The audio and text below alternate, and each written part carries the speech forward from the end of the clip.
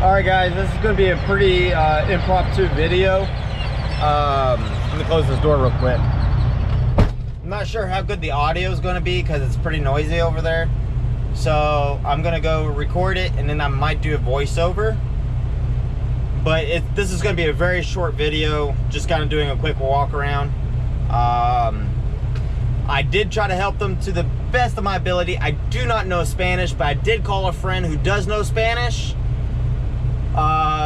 And he explained to them exactly what needs to be done, but they're kind of just doing their own thing-ish. But let's go check it out. Let's learn from the situation. I'll be right back. Well, let's go take a look at it.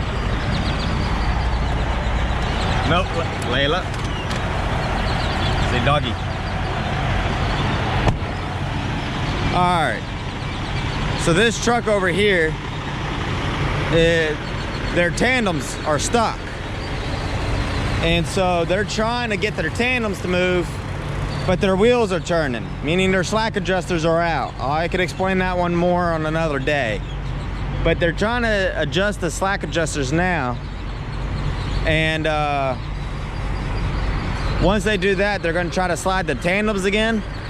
But what they can do is they could drive that way, or they could back up over there, and then they could drive going that way about 10 to 15 miles an hour, and then pull the trailer brake only. If you pull the trailer brake, that's going to make the slide break because there's a bunch of rust. It's not allowing the tandems to slide. So you pull the trailer brake and the tandems will go to the back. Now, if you do that about 10 to 15 miles an hour, you're not going to lose your tandems out the back. You shouldn't anyway, because there's welds back there. I can actually show you over here real quick. Possibly, I might have to do that during the day, but there's big bar right there, and that prevents the slide or the tandems from coming all the way out. And that bar is solid. It's welded in there really good.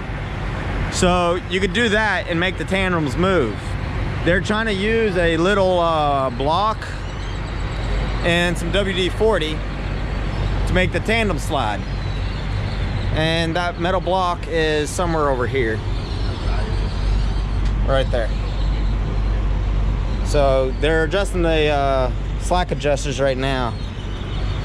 And then they're hopefully gonna try what I told them, because I told them adjust the slack adjusters and then do that drive it, pull the brake, and if they do that, I'll record it. But anyway, if not, this will be the end of this video.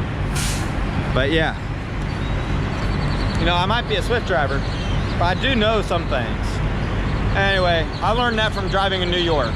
So anyway, we'll see what happens later.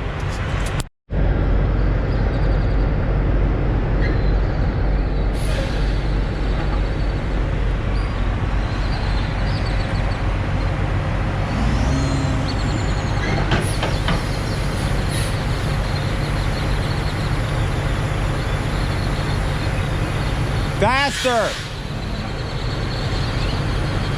See, that's too slow.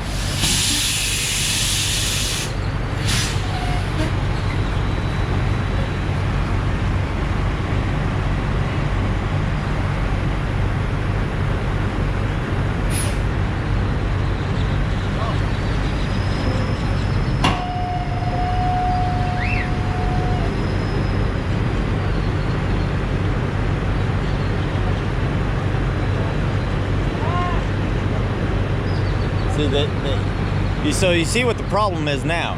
Okay, the wheels are still turning a little bit, but nowhere near as bad as they were. The problem is they're not going fast enough to break the rust.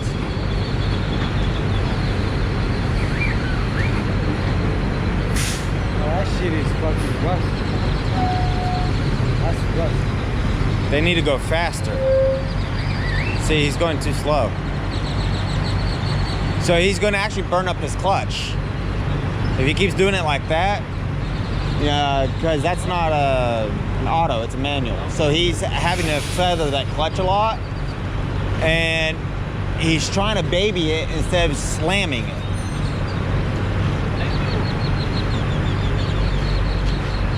I think they're done. All right, well, I tried. Oh, by the way, meet my student.